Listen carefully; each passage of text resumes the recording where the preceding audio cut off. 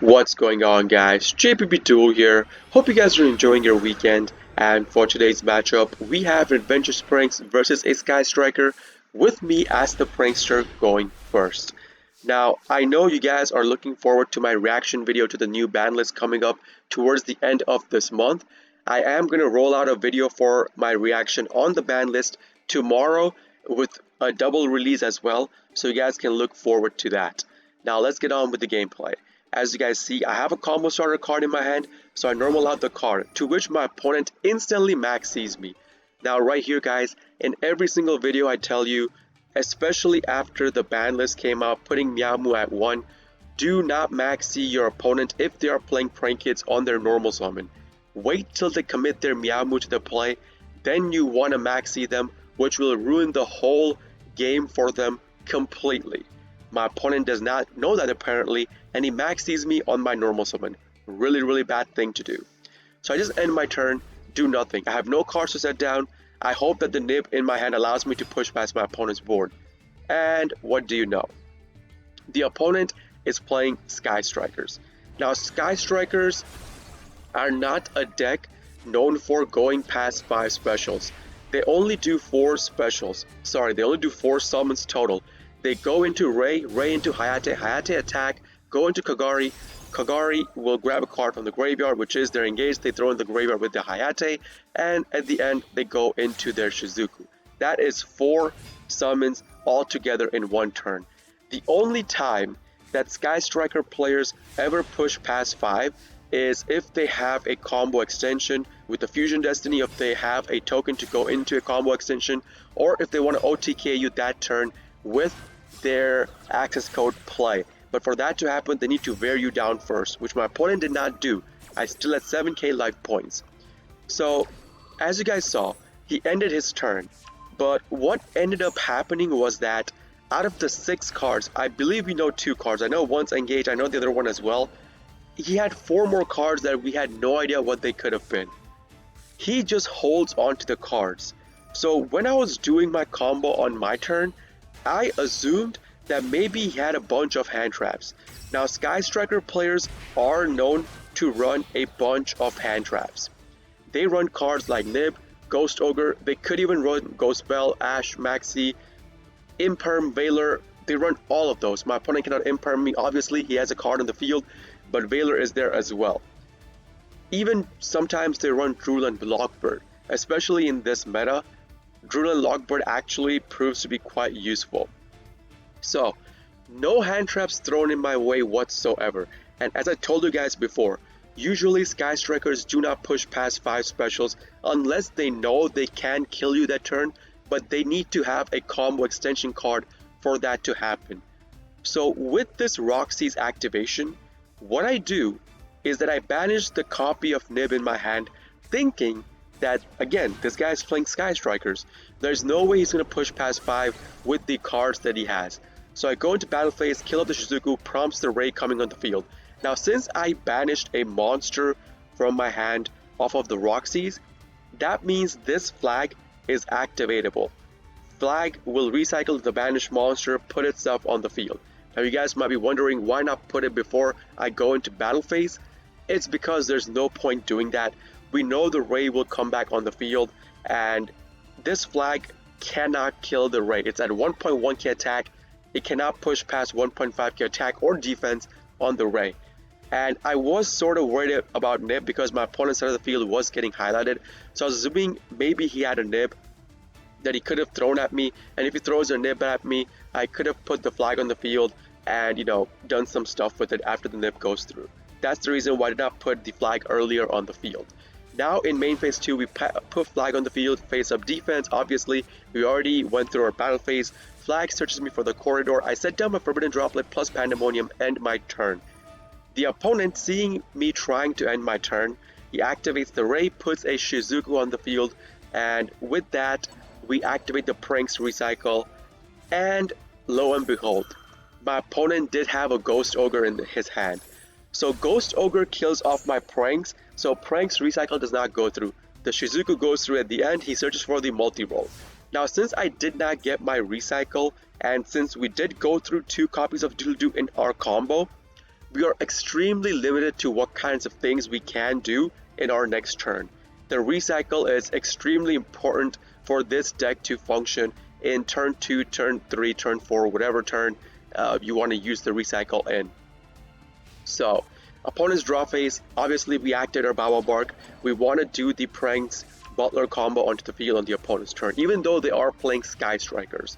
Ideally, against Sky Strikers, you want to go into Roaster, so that way if they set up any back row, you immediately proceed to destroy their back row completely with Roaster. Sadly, I could not do that, so I could only go into Butler. The opponent had a Harpies in his hand, so he is forcing out my Butler play right now, or telling me that if you don't go into Butler, you cannot go into Butler after this. So we are forced to go into Butler, so we go into Butler. Activate Pandemonium, use the card on the field plus the one in hand. Do not use the one combo starter card for the next turn that you have in your hand an extra copy of for the Butler. Save it. It is really good for your next turn. Then we get our graveyard activations. At this point, I'm hoping, since he forced me to go into my Butler, I have to hope for him to not have Forbidden Droplet or Dark Ruler no more. Because if he has either of those cards, that means our Butler's dead. Thankfully, I believe he did not have it, or even a copy of a Widow's Anchor, because if he puts 3 spells in the grave, Widow's Anchor could yoink the Butler, and then he would activate the multi-roll, send Butler to grave for the multi-roll activation. That means the Butler's gone from our side as well. He goes into Hayate. Hayate kills off my Prankets monster on the field, does not attack me in the face directly, and sends an area 0 to the graveyard. Now this Raigeki, if you guys understand how Bawa Bark works, means that only the flag on the field gets killed. Since the Bawa Bark pop went through, our Prankets monsters are immune to destruction through card effects this turn. The reason why the opponent activated the Raigeki, even though he knows the Butler and my Prankets cards are immune to destruction through card effects, is because he wanted to get 3 spells in the graveyard. He's going to activate Engage. Engage is going to be the 3rd spell he puts in the graveyard. That way, with this Engage, if you guys saw, he searched for a Widow's Anchor. He would be able to activate Widow's Anchor and yoink my Butler. Not negate it, yoink my Butler this turn. To be able to activate it using the... to be able to send to the graveyard using the multi-roll, I believe. So he goes into Kaina. Kaina negates my Butler from attacking, goes into Shizuku. Now seeing this, obviously we have to get our first Butler pop. Like, no matter what happens at this point, I needed to get my Butler's first pop off. Even if my Butler was negated, I would have still used my Butler's pop, because I wanted to get the Miyamu banish off. We had a Corridor in our hand, so our next turn play was secure by recycling the Miyamu with the Corridor. I had to get the Miyamu banished. He activates the Widow's Anchor from his hand, and since he has 3 or more spells in his graveyard, he would have yoinked my Butler. Now to avoid having my Butler yoinked, I just use my Butler and pop it again. So this is going to trigger the Ray from the Grave coming on the field, and he's going to end his turn with that. It's going to trigger the multi-roll at the end to set a Widow's Anchor plus an Engage from his graveyard onto the field. Now, as I told you guys, if this guy does not set up back row, you have to be extremely worried about hand traps. At this point, my opponent did set up a heavy back row. We are sure about 2 cards he set.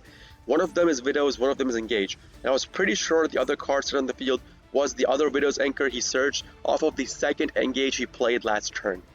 So even if I activate the Harpies and pop his field, the Widow's Anchor being a quick effect card, he would be able to yoink both my cards. He still has 3 or more spells in the graveyard at this point.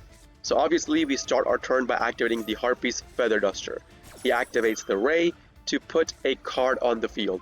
Now, this Ray activation was not just to put a card on the field, it serves a purpose because the quick spell states that you cannot activate this card if you have a monster in the main monster zone.